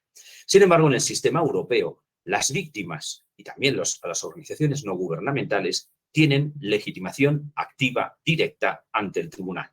Es decir, no existe una comisión intermediaria. Las víctimas directamente pueden demandar a un Estado por conductas o actuaciones de carácter discriminatorio, o las organizaciones no gubernamentales pueden demandar a un Estado por conductas o actuaciones de carácter discriminatorio. ¿Quién es víctima a efectos de discriminación? Pues obviamente, como decía hace un rato, víctima es la persona que ha sufrido una injerencia en el ámbito de su derecho a la igualdad. Esa sería la víctima directa, la persona que ha sido efectivamente discriminada. Pero eso, siendo interesante, lo dejo a un lado, porque lo que me gustaría es compartirles dos cuestiones sobre la concepción de la víctima en potencia que ha ido creando el Tribunal Europeo de Derechos Humanos y sobre la legitimación de las organizaciones no gubernamentales, y compartirles algunos casos para que vean cómo se está avanzando en esa protección efectiva del derecho a la igualdad con una concepción más amplia en relación con la legitimación activa. Y me explico. Hace un momento les decía que las víctimas directas tienen legitimación activa. Perfecto. Pero también desde los años 80 del siglo pasado, desde la década de los 80, el Tribunal Europeo ha generado una jurisprudencia en torno al concepto de víctima en potencia que me parece muy interesante y que brevemente les comparto incluso con algunos casos. ¿A qué me estoy refiriendo? Pues me estoy refiriendo a que personas que no han sido efectivamente discriminadas pueden demandar a un Estado por ejemplo, por leyes discriminatorias. Esas personas no son víctimas efectivas, no son víctimas directas, son víctimas indirectas o víctimas, mejor más que indirectas, potenciales, víctimas en potencia. Para que me pueda entender mejor, les contextualizo el origen de esta jurisprudencia en torno a las víctimas en potencia, porque tiene lugar, como les decía hace un momento, en la década de los 80 del siglo pasado, en relación con asuntos seguidos contra el Reino Unido, Irlanda y Malta. Y en los tres casos, curiosamente, por la misma razón. En esos tres países, Reino Unido, Irlanda y Malta, en los años 80, fíjense, no hace mucho, estaba tipificado como delito que dos personas del mismo sexo mantuvieran relaciones sexuales. Entiéndanme bien, no estoy hablando de agresiones sexuales, no estoy hablando de abusos, no estoy hablando de relaciones con menores, no estoy hablando de prostitución, estoy hablando de que dos adultos, libre, consciente y voluntariamente, mantuvieran relaciones sexuales si eran del mismo sexo, estaban cometiendo un delito. Esto motivó que se presentaran demandas, por ejemplo, por un ciudadano inglés frente al Reino Unido, alegando que él había sido investigado por la policía por su condición homosexual. Es cierto que no se había iniciado causa judicial contra él, para condenarle por ese eventual delito que podría haber cometido, de acuerdo con la legislación vigente en ese momento, pero fue investigado. Y él entendía que esa ley del Reino Unido era discriminatoria y acudió al Tribunal Europeo de Derechos Humanos. El Reino Unido se defendió alegando que la demandante, la parte demandante, es decir, este señor, no tenía legitimación activa porque no era víctima directa. No se le había aplicado esa ley penal. Es decir, había sido investigado policialmente, pero esa investigación policial no había trascendido al ámbito judicial y no se le había condenado. Sin embargo, el Tribunal Europeo no admitió este planteamiento. Reconoce que efectivamente no es víctima directa, pero sin embargo pertenece a un grupo, a una categoría de personas cuya conducta diaria viene determinada por esa norma. Esa persona sabe que tiene que ajustarse a lo que dice la ley penal inglesa, porque si no lo hace, se expone a la comisión de un delito y evidentemente esa ley que le condena por haber cometido un delito, dice el Tribunal Europeo, es discriminatoria, por motivos, en este caso, de orientación sexual. Y condena al Reino Unido. Esta acción, esta demanda presentada por una sola persona, consiguió que el Reino Unido eliminara esa norma de su ordenamiento jurídico. Es decir, después de esa condena, Reino Unido eliminó ese delito del Código Penal de su país. Vean cómo esta concepción de la víctima en potencia permite que una sola persona perteneciente a un grupo que está siendo potencialmente discriminado pueda reaccionar frente a esas leyes de carácter discriminatorio. El caso maltés es igual, es decir, existía en el Código Penal esa misma tipificación delictiva, pero la demanda la presenta también una persona alegando que esa norma es discriminatoria y Malta se defiende alegando que esa ley está en vigor, pero que no es aplicable, que hace años que a nadie se le juzga por haber cometido presuntamente ese delito y que, por tanto, como a nadie se le ha juzgado, no hay ni víctimas directas ni tampoco hay víctimas en potencia. Sin embargo, el Tribunal Europeo tampoco admite esta argumentación en la medida en que sostiene que esa norma no deja de ser derecho vigente y un cambio en la política criminal podría activar esa norma que a día de hoy está en barbecho o está parada, ¿no? Pero que podría llegar el caso de que un cambio en la política criminal, como digo, se motivara la activación de esa norma que es discriminatoria. Más recientemente, esta misma doctrina sobre la víctima en potencia se ha aplicado en un caso seguido contra Francia por la prohibición que existe en ese país en relación con las mujeres musulmanas a las que se les impide que en la vía pública usen el velo integral. ¿Qué pasa si una mujer musulmana utiliza en Francia el velo integral? Pues que se expone a la imposición de una multa y a la realización de una especie de curso de ciudadanía. Esto motivó una demanda ante el Tribunal Europeo por una mujer de religión musulmana que demandó a Francia por entender que esa norma era discriminatoria, en este caso por motivos religiosos. Francia se defiende alegando que la demandante no es víctima porque no se le impuso pena ninguna, o sanción ninguna, mejor dicho, ni tampoco se le obligó a realizar curso ninguno de ciudadanía. Sin embargo, el Tribunal Europeo no admite esta argumentación. Reconoce que la demandante es víctima en potencia, porque pertenece a un grupo o categoría de personas, en este caso mujeres de religión musulmana, cuya conducta diaria viene determinada por esa norma que les obliga a exhibir el rostro en los espacios públicos. Ahora bien, le reconoce legitimación activa, sí, pero no condena a Francia, porque estima que en una sociedad democrática es razonable, es oportuno, es conveniente, no hay inconveniente ninguno para que los estados exijan que todas las personas exhiban su rostro en los espacios públicos como manera normal de interactuar y de relacionarse.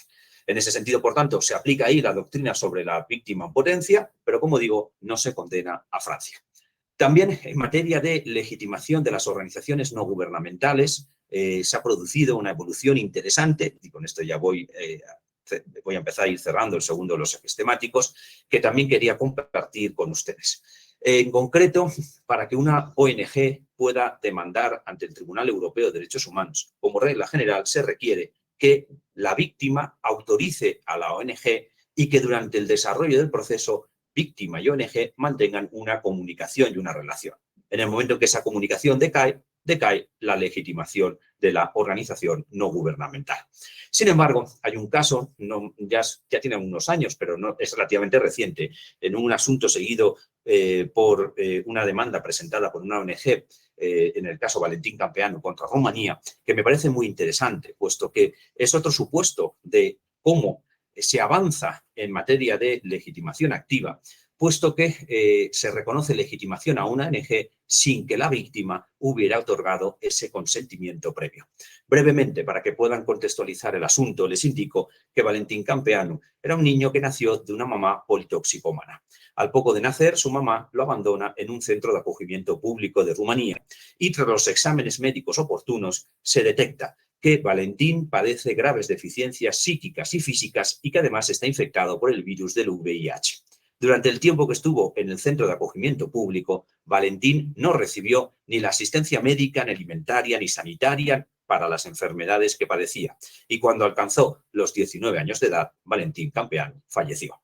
¿Cómo sabemos esto? Pues porque unos meses antes de su fallecimiento, un representante de una ONG visitó el centro en el que estaba Valentín Campeanu y vio las circunstancias en las que vivía esta persona y el resto de personas acogidas. Y cuando conoce del fallecimiento, la ONG agota las instancias previas en el ámbito interno y demanda ante el Tribunal Europeo a Rumanía.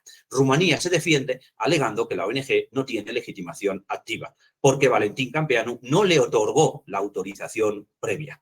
Es verdad que el Tribunal Europeo reconoce que este supuesto se aleja de su jurisprudencia en cuanto no se da ese consentimiento previo, pero por un lado señala, ¿cómo iba a exigirse que Valentín, que no estaba en condiciones de hecho de otorgar un consentimiento, cómo vamos a exigir que lo prestaran? Y en segundo lugar, Valentín ha fallecido, ya no se puede hacer nada en relación con él, no tiene herederos, por tanto tampoco hay víctimas, en este caso, indirectas. Pero sin embargo, hay otras personas que están en la misma situación que el tristemente fallecido Valentín Campeanu y hay que proteger sus derechos.